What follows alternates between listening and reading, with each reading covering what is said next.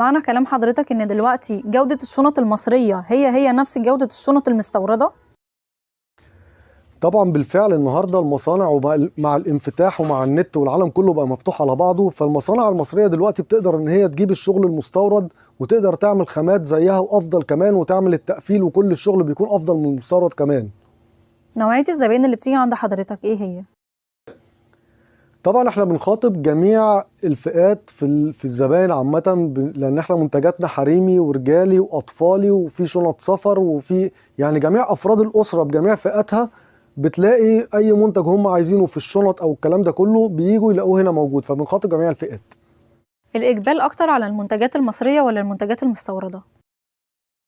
هو طبعا الإقبال في الأول بيكون على المستورد، بس طبعا بالنسبة للسوق دلوقتي والمنتج المصري عشان سعر المستورد بقى عالي دلوقتي جدا، والمصري بقى يعملوا شغل يعني يضاهي المستورد وأحسن كمان وأفضل بسعر أقل بكتير، فبقت الناس تتجه للمنتج المصري لأن بيكون بجودة عالية عندنا وبخامة ممتازة وأسعار مناسبة للجميع. هل إقبال شراء الشنط المصرية يعادل إقبال شراء الشنط المستوردة؟ ده أكتر أو أقل أو إيه؟ بالفعل ابتدى يزيد الشنط المصريه والمنتجات المصريه، وابتدى العميل نفسه يبقى فاهم وعارف يميز فكره عقده الخواجه دي ان انا اشتري المستورد وخلاص. الكلام ده ابتدى العميل نفسه ابتدى يبقى عنده الثقافه ان هو يمسك الشنطه ويشوف خامتها ويشوف تقفيلها ويشوف السوست ويشوف كل حاجه فيها، ويعرف ان المنتج المصري فعلا يشتريه بسعر في متناول الجميع احسن ما يشتري شنط مستورده غاليه او الكلام ده كله. الشنطه المصري هتحقق نفس الهدف بس بسعر اقل بكتير.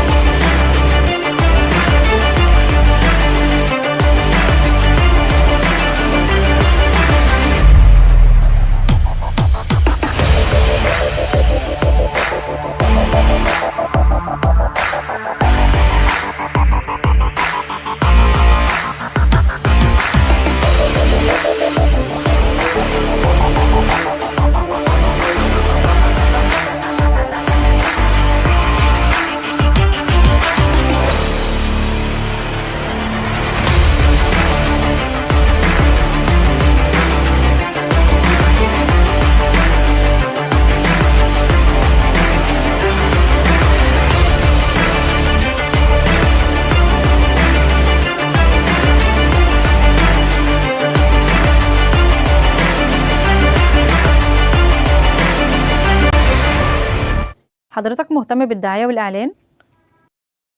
هو طبعا زي ما قلت لحضرتك في الاول انا ابتديت مشروعي اونلاين، فطبعا فكره الدعايه والاعلان انا مقتنع جدا ان هي دلوقتي بقى كله بيتسوق من خلال المواقع ومن خلال التواصل الاجتماعي ومن خلال الموبايل والكلام ده كله، فالدعايه والاعلان بقت مهمه جدا لنجاح اي مشروع. إزاي حضرتك شايف إن الدعاية على السوشيال ميديا تنجح أي مشروع أو تخليه يستمر أكتر؟ طبعا الدعايه والاعلان على السوشيال ميديا بقت مهمه جدا، خاصه لما نكون بنتعامل مع برنامج موثوق منه زي يلا شوبينج، بيساعدنا ان احنا ننجح اكتر ونستمر اكتر بعد ما رشح لنا يعني عملاء كتير، ناس كتير رشحوا لنا البرنامج ان احنا نتعامل معاه، وبالفعل الحمد لله نتائج كويسه ونجاحات كويسه الحمد لله من خلال برنامج يلا شوبينج. شكرا جزيلا جدا يا أستاذ ماجد، وإن شاء الله هنلتقي في حلقات أخرى في برنامج يلا شوبينج.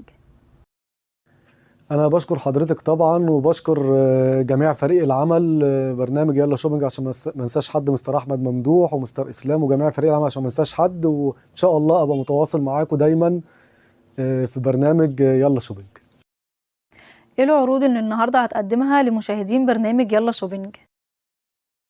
النهارده ان شاء الله احنا هنقدم الشنطه البوك اللي هو كل البنات طالبينها. الشنطه دي بتنفع لجميع الاغراض، للرحلات وللسفر وللخروج ولكل حاجه. ليه بقى؟ لان الشنطه دي طبعا هنبتدي نفتحها بالشكل ده، هنلاقيها ان هي بتكبر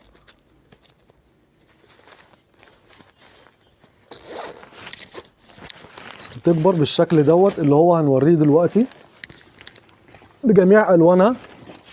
في لون زي الجري ده، وفي اللون ده برضو اللي هو اللبني، وفي اللون الازرق، وفي الوان تانية زي الكشمير والاسود والفستقي. تمام.